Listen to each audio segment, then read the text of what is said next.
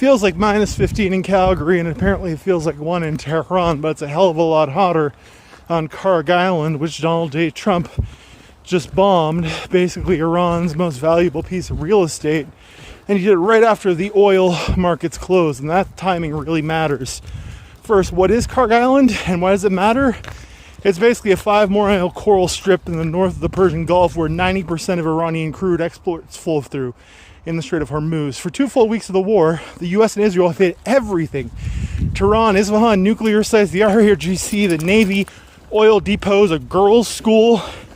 Analysts had basically said that Kharg was the one untouchable target because it's the kill switch for the global economy. If you touch Kharg, you don't just hurt Iran, you hurt China, India, South Korea, every gas pump in between, and that benefits Russia. But today, Trump, with his face looking unusually yellow, touched it. His True Social post said that CENTCOM, quote, totally obliterated every military target on the island, end quote. And he went on to say that he spared the oil infrastructure for reasons of decency. But that's the threat. If Iran does anything to interfere with free passage through the Strait of Hormuz, which they're continuously doing, he's going to evidently reconsider. Essentially, this is not a bombing raid, it's more akin to a hostage negotiation.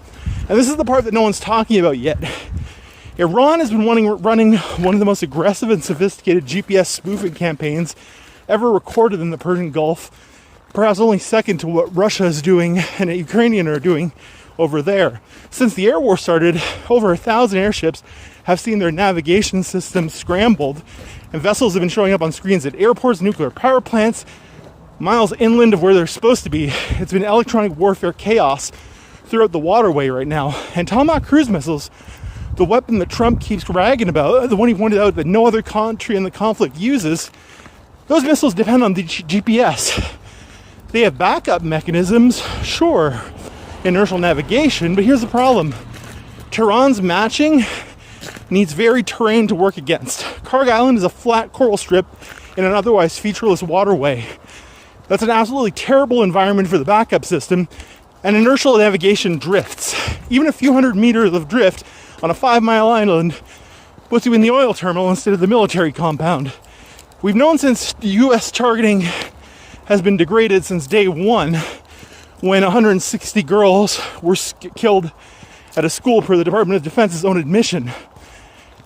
So basically, data intelligence and scene matching against a reference image that didn't match was there. So here's a scenario no one's saying out loud. What if they do hit the gas?